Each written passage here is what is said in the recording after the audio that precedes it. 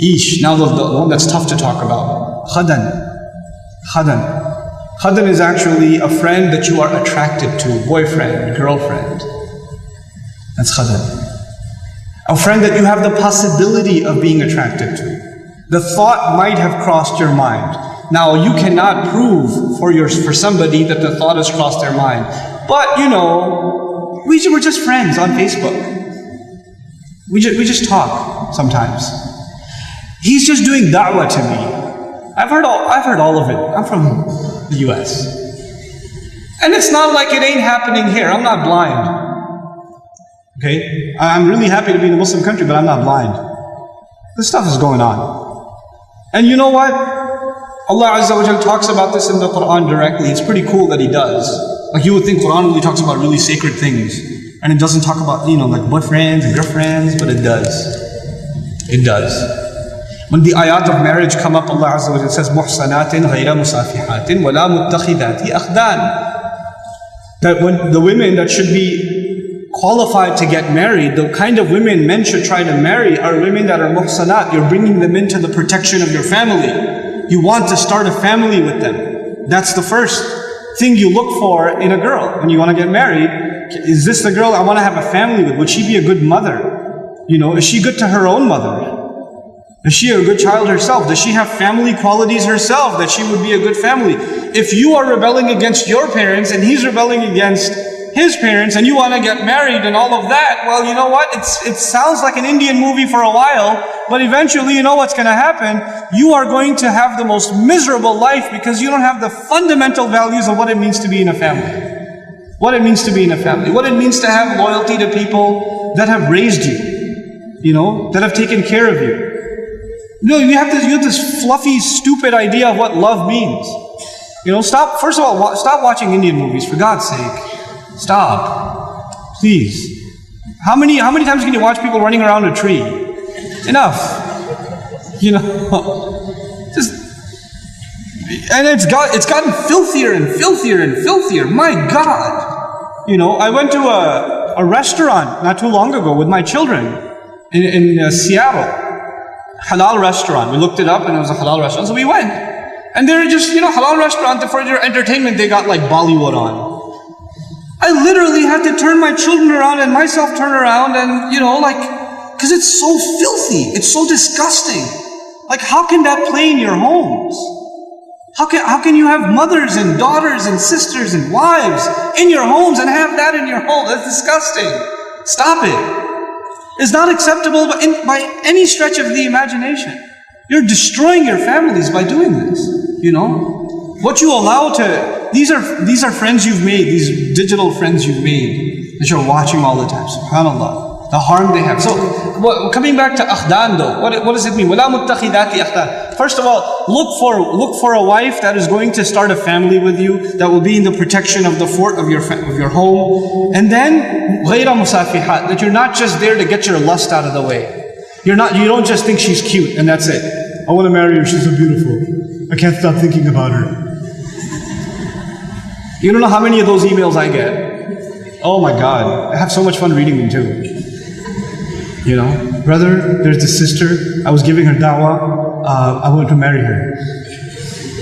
No, you weren't giving her da'wah to Islam, first of all. That's a different kind of da'wah you were doing, my friend.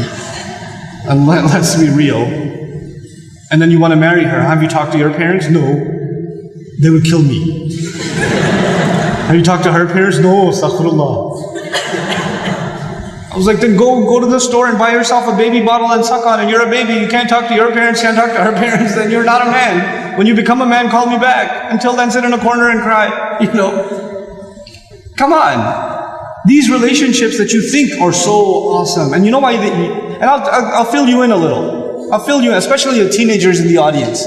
And the young people in the audience who kind of just recently shot an email and somebody emailed them back and a little Facebook thing happened and a little wink and a little hee there in the playground, even though it's a separate school, but in recess you saw each other and like a little bit of that happened. Let me just fill you in a little.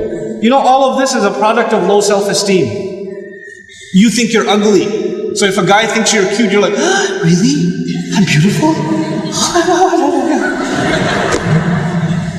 You know, you have low self-esteem. You think nobody's going to like you, nobody's going to want to marry you, and all of that stuff. And on the other hand, the guy, like, you know, we don't have good friendships and good relationships, and we're looking for something.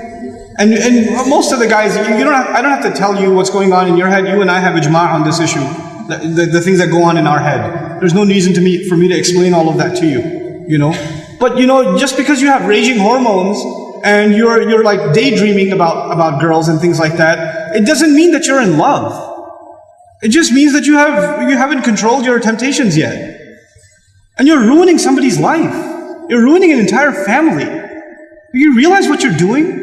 And you call it love? You tell me if she was like 50 pounds fatter, you still be in love? Because she's the same person, same ruh inside her jasad, right? If she was a burn victim or something, if her hand burnt off, or her ear was missing, you still be in love? Or you find somebody else to love all of a sudden? And if you can't answer that question honestly, then come on, you're not in love, you're just hormonal. That's all you are, you know?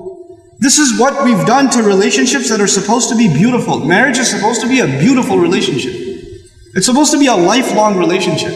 But because you're watching all of these models on TV and stupid, like, you know, women that are just throwing themselves at men and all this stuff, and you've developed this delusional concept of what it means to have love in your life.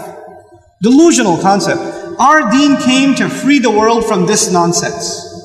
To free it. Because we have a more mature understanding of what it means to have love in your life. You know, to have, I'm not saying you shouldn't marry someone you like, you should. You should be attracted to your future spouse. All of those things are fine. But there's a decency that you have to exhibit before that. You know? And if you're okay with talking to a girl like that, you should be okay with somebody talking to your sister. You're okay with that too? Not if you have any ounce of decency left inside you. If you do, then, you know, this is how we have to end these things. And no, if you've been in that kind of relationship, or you're in one of those relationships right now, nobody knows. Only Allah knows and you know. Don't raise your hand, please. Right? But I'm saying, you're like, oh, after today's lecture, I have decided I no longer want to be your friend. You know, don't even write that, because even then you're looking for a response. You're kidding yourself. And then you're checking, did she write back? Yes, we should no longer be friends. And then you'll write back, you're right, we really shouldn't be friends anymore. And then she'll write back, yeah, never again. And then you're still doing it. Just stop, just cut it off. Just cut it off. It's not good for you. And guys, I've done a whole series on shame, so I won't repeat the whole thing because it took hours and hours and hours, but I will tell you this. It's okay to be attracted to a girl. Allah put that in you. You're not evil for finding a girl beautiful. It's not haram for you to feel that way. You have to control it though. You have to control yourself. Our deen teaches us self-control. And if you cannot exhibit self-control in one aspect of your life, you'll lose self-control in other aspects of your life. Same thing for you. Same thing for you. Control yourself. Control your giggle. Control your overly friendly demeanor in certain situations. Don't be oblivious to, don't say we're just friends, or he's like a brother to me. If he ain't your brother, he ain't your brother. That's it. That's it. Either he's your brother, you share a mom, or he's not. And that's the end of it. We're like friends, we're just friends. There's no such thing. Every time I talk about dumb Muslims, I get a list. We're just friends. Like that. It's a thing. Okay, moving along.